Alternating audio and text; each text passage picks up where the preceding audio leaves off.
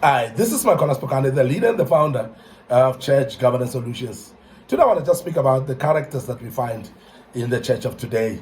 I want to speak about the types of characters, type of people that we find in our churches in our days. And I want to speak about that because you may be one of those, and I want you to make sure that you look at improving and moving from one type that is not godly to move into what we call a godly type of a human being in our churches. We got different types of people, of course, because many people that are coming to church, they come with different reasons. And I've said in the past that the number of reasons of people coming to church is equals to the number of the people. The other way around. The number of the people that come to church are equals to the number of reasons why they came there. And I'm sure you would agree with me, because everybody came with their own reasons in churches. And that's what builds up this type of characters, this type of individuals that we're talking about, and you'll find them in our churches today. The first one is those that seek God genuinely. Those that are coming to seek God genuinely. And this don't have two minds about it. They know for sure that it is very important to be born again, very important to accept the Lord as a personal Savior. It is very important then, after being born again, to fellowship and to find a platform to grow spiritually, to find a platform where you can serve. And then because of that, they are coming to seek God genuinely. And they're developing also in this setup what we call a prayer life. Now, these people, because they are coming to seek God, so prayer becomes no problem to them. They are desperate to learn prayer. They are interested in becoming prayer warriors. And as a result, they will actually embark in everything that you engage them in your church. And they learn quickly because they are ready to learn. So this is very important. And those that are seeking God, they don't want anything else. And any distraction that comes along their way, they hate it. And sometimes they will be able to rebuke it. They will be able to speak to people that are bringing distractions to them.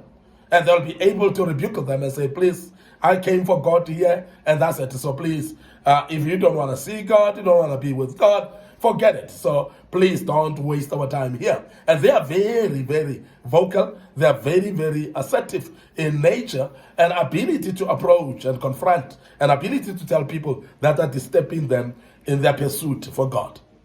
Now we're having another group or character, those that come to network with others in church. These are generally people that are business people. You speak about people that are looking for jobs, so people that are actually looking for opportunities in life. And they're coming to church to do that. And these are the people that, because they came for that, they don't care about God as long as they've networked with people in the church and they get to see their selfish motives being fulfilled. And this we have seen generally in a lot of churches. And that is why some of the churches have turned into business networking meetings, whereby people come with big and expensive cars, and they're coming there, don't want to listen to the word. They will also dictate even to the pastor how long must he preach, because they will tell you, no, we're rushing for business and so on. Because they're rushing actually that after church, they want to actually network with others. Now, what has happened here, you will realize that majority of them, even when they've rushed the pastor to preach quickly and finish, after church, they're still hanging around with other people. Why? Because what they came for as the main thing is to network with others. Because they want to fulfill their consciences, they want to fulfill their hearts and their motives by networking with others. And I'm sure you would have seen that in different churches in your life. We have those that come for the attention of the pastor. And those are the members that come for the attention of the pastor. And this is another detrimental thing. And we've seen people like this, because what they will do, they'll be actually making sure that they are in front of the pastor all the time. They want the pastor's personal number. They'll call him at awkward times or call her at awkward times. They will also make sure that if there's a giving, instead of giving in general with everybody else in the church, they want to deposit it directly into the pastor's account. They need attention. These are the type of people that are also power hungry, because they want promotion in the church. They are actually coming there so that the pastor can give them attention. And they get fulfilled when their names are being mentioned, even maybe by preaching of the word, and they become then examples by mentioning their names and so on. They feel good about it because they want to draw the pastor's attention. We have seen this kind of people in different churches, and I'm sure as I speak about it, they are passing through your eyes right now and through your mind, and you can remember the individuals that are there to attract the attention of the pastor, and we have seen such people. We're having also characters that are not only coming to attract the attention of the pastor, but they are those that are soothing their consciences, those that are soothing their religious obligation, those that are churchgoers by nature, and if they didn't go to church, they feel guilty about it. You know exactly what I'm talking about. And I'm sure you've seen people that have been going to church all days of their lives. If they miss church, they feel bad. Not necessarily that they want to go and learn, not necessarily that they're going to hear anything or serve in the church. No, they want to go there just to get satisfied and say, I'm from church, and therefore my conscience is okay, and I'm happy that I've been to church today. We see those people, and I'm sure you know them as well. They're flashing through your memory right now as I speak about it. Now, this is crucial to understand that those that are coming actually for this particular purpose of coming to fulfill their own conscience. These people may come to church early and maybe leave early as well. They may come to church and maybe stay for a few minutes and go.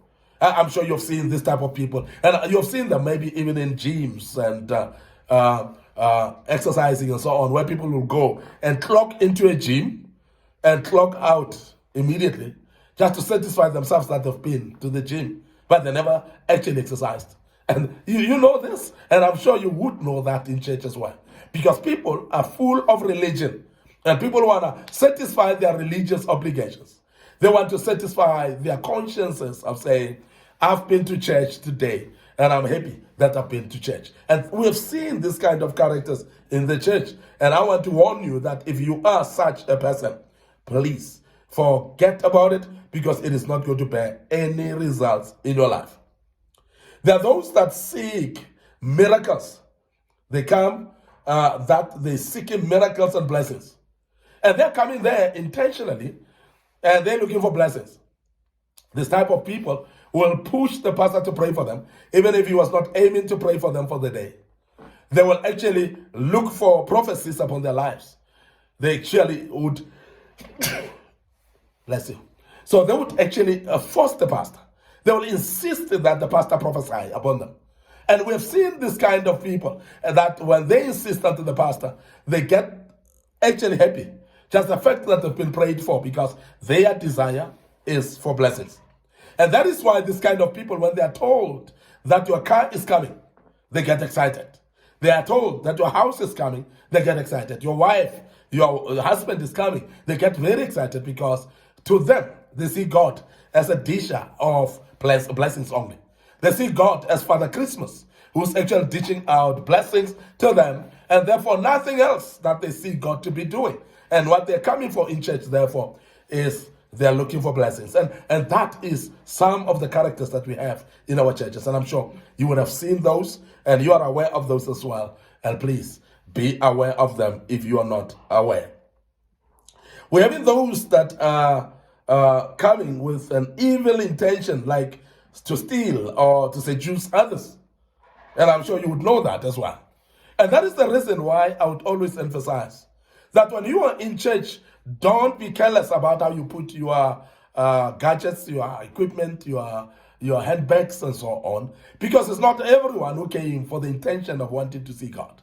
Not everyone who's coming there for God. There are those that are coming for their own evil intentions. There are those that come from home, having planned that I'm going to steal a cell phone today. So be careful of that, and don't be ignorant. Don't take it for granted that everyone who's gathered in a church, they came for God. That is naive. And don't become naive at all, please. Because there are those people that came with wrong intentions. There are those that came to seduce others, to seduce the pastor, to seduce the leadership. There are those that are coming, actually, to seduce the board members, and to seduce brothers, to seduce sisters as well. There are those that come there for that evil motive. And I'm saying, you must not be ignorant about it. Be aware. There are those people like that. And please, evade them and have the spirit of discernment. Be able to discern those type of spirits.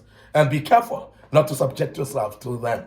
Because otherwise, you will find yourself in danger while you are not careful at all. I want to end up here today, your host, Micornus, the leader and the founder of Church Governance Solutions. Thank you very much for listening to us and be part of this great topic. I hope that you've learned out of this topic. Now, before I check out, I want to remind you that we've got Facebook page, Micornus, and Facebook page, Church Governance Solutions. So please follow us there. Like the page. Make sure that you click notification button. Go to our YouTube channel, Micornus and Young Men Empowerment Forum, and please go there and make sure that you subscribe to our YouTube channel as well. Click notification button there as well. The good Lord will bless you. Don't forget our TikTok account, which is trending. Wow, it is definitely trending, and our young viewers are excited about our TikTok account, and I believe that you're going to learn from it.